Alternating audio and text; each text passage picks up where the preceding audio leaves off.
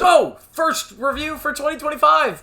Kind of. Because this is a 2024 movie that I saw in 2025. But it's the first movie I saw of the year. So that's kind of special. But it'll probably be another week before I see a 2025 slow start to the year so far for new movies. They just haven't really been rolling out. But next week we have The Wolfman, we have a couple other things, so stay tuned, subscribe, all that jazz. But I just got to see The Fire Inside. This is the Claressa Shields biopic. If you don't know who Claressa Shields is, she's arguably the greatest women's boxer of all time. She's won gold medals, and this is essentially about, well, the Olympic stage of her career. When she was younger, how she became this great boxer, and how she sort of handled the idea of being an Olympic athlete, but not sort of on the Michael Phelps end of things, but on the end of things where you're not getting paid all this money, and you're not on the box of cereals, right? And you're not getting all these sponsorships, and you just have to kind of go back to being a normal person after being the star athlete and representing your country. What is that like? And on that note, it actually has some really interesting ideas to discuss here. Ideas that I don't think it fully dives into in the way that I would have been more interested in as a viewer watching this kind of story, because this movie is a little bit weird. It's two types of movies. On one hand, it is a motivational boxing movie. You've seen a bunch of them. Rocky is the classic, the original. There's been a million of them. You know, this story about this underdog becoming a great boxer, having to overcome these great odds, and yeah, it does that stuff well. Not extraordinary, but well enough to keep you engaged and entertained. But then that other half of the story is the one that I found to be more interesting, and I don't know if the film really did as much with that aspect as I thought it could. It really felt kind of like a third act sort of thing. But that aspect of once you reach the mountaintop, once you achieve the things you've wanted in life, once you've gotten that gold medal, and you go back home, what now? What do you do now? Especially when you're in a position that Claressa Shields was in, where there really isn't money in it, right? There's not this $100 million paycheck that's awaiting for you if you're like a star quarterback, right? As a woman boxer in that time, what is there? And there's really not much, and what do you do with that? That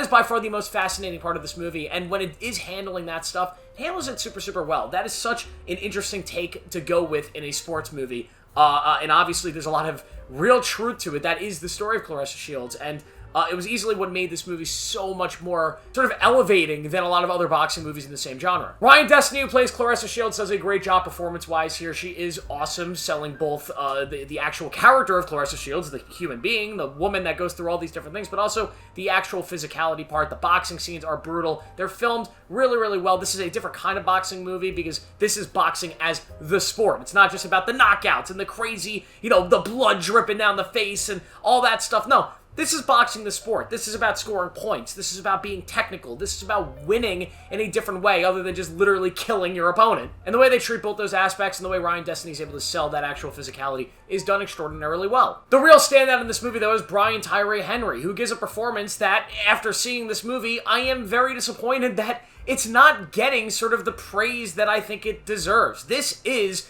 an award-level performance. This is one of the best performances of 2024 that I've seen, especially from the supporting actor realm. This is a magnificent, powerful, heart-wrenching performance, which really carries the movie. He plays this guy who was essentially Claressa Shields' coach, but not only her coach, but kind of like a surrogate father to her. And, this is a character that we've seen a lot in films like this, that sort of role model, that person that's always pushing them along, right? You get that character a lot, and there are a lot of aspects about this character that feel very familiar, but for the most part, this performance is just so strong, and it eventually becomes sort of this leveled playing field with these two characters, where it's not just the mentor and Claressa, but it's really kind of this 50-50 playing field of, look what I have done for you, look what I have sacrificed, there needs to be some understanding between us that we are a team. And it's really beautiful to see as he watches Claressa in her highs and her lows and how he reacts. There was really a lot of inspiring things there, and Brian Tyree Henry, who is just incredible in everything he's in, is just so amazing here. Absolutely stole the show for me. This movie, this performance makes this movie worth seeing by itself. I recommend going to check this movie out just to see the motivating and incredibly powerful performance that he puts on here. This movie does have a weird structure, as I've already talked about. It's the main reason why I'm going to pull the score down slightly from like a perfect score to something that's a little less than perfect, and it's because it is a very weirdly structured film. Like, the whole boxing and the Olympics aspect takes up like the first 2/3 of this movie, and you kind of already know the direction it's going in. You have an idea that, yeah, it's Claressa Shields. She's probably going to win, which kind of takes some of the suspense away in how they film some of these boxing matches, which is why I was thinking to myself, why did they choose to focus most of the movie on this climb to the gold medal when we kind of know that's what how it was going to end. We know it from the start. Which is why when it gets into that third act sort of thing where it's this post-Olympic, how does she handle life now? What happens now?